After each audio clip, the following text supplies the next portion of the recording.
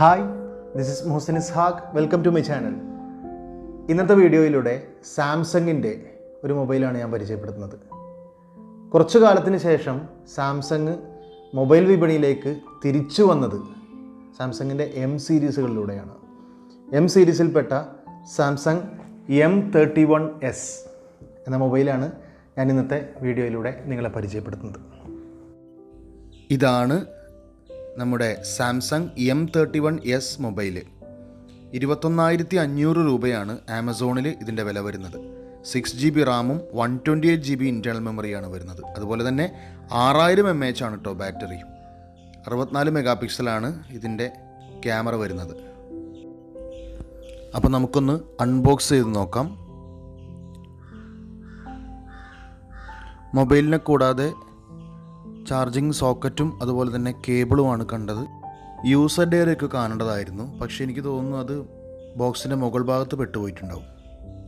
പിന്നെ മറ്റൊന്ന് പറയാനുള്ളത് ഇതിൻ്റെ ചാർജിങ് സോക്കറ്റിനെ കുറിച്ചാണ്.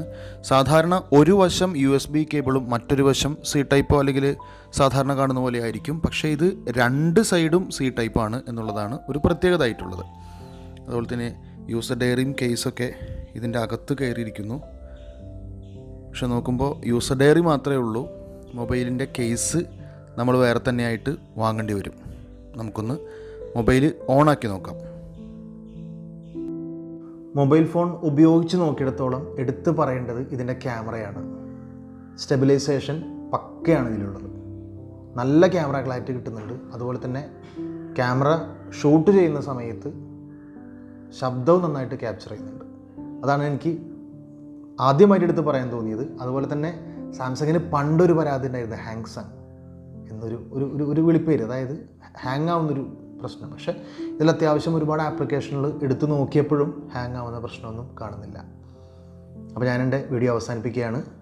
വീഡിയോ ഇഷ്ടപ്പെട്ടാൽ ലൈക്ക് ചെയ്യുകയും ഒപ്പം ഷെയർ ചെയ്ത് മറ്റുള്ള സുഹൃത്തുക്കൾക്ക് എത്തിക്കുകയും ചെയ്യുക. മറ്റൊരു വീഡിയോയുമായിട്ട് വീണ്ടും കാണാം.